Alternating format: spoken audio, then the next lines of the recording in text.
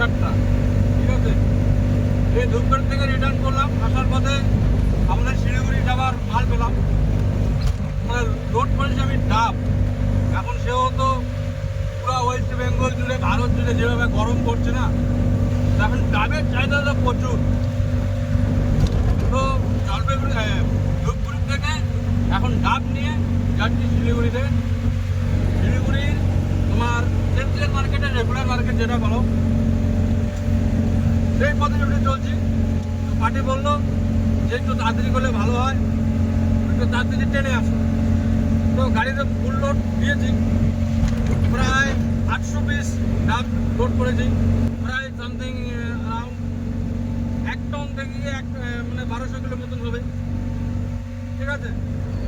তো গাড়ি চালিয়ে যাচ্ছি, দেখি যতটুকু পারি, কারণ বৃষ্টির আসার সম্ভাবনা আছে।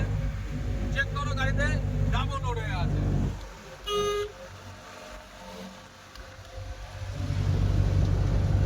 চলো চলে আসছি। এখন বর্তমানে আমরা 3টা মিনিট ঢুকে গেছি, 1 ঘন্টা জাস্ট লাগবে আমার হিসাবে, আনুমানিক টাইম। ফোন ইন্ডিকেটার লাগিয়ে দিয়েছি।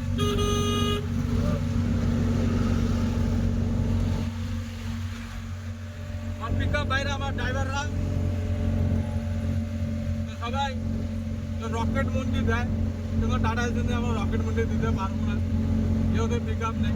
এটা তো টাটা এজির লাস্ট পিক আপ 70, কিন্তু 70 আমরা টানি না।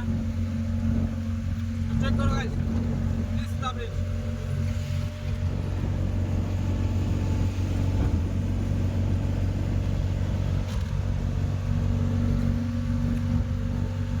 আজকে ওয়েদারটা যে এত গরম দিয়েছে না, কি বলবো, গাড়িতে যদি এসি লাগানো রাখতো না, খুব ভালো হতো।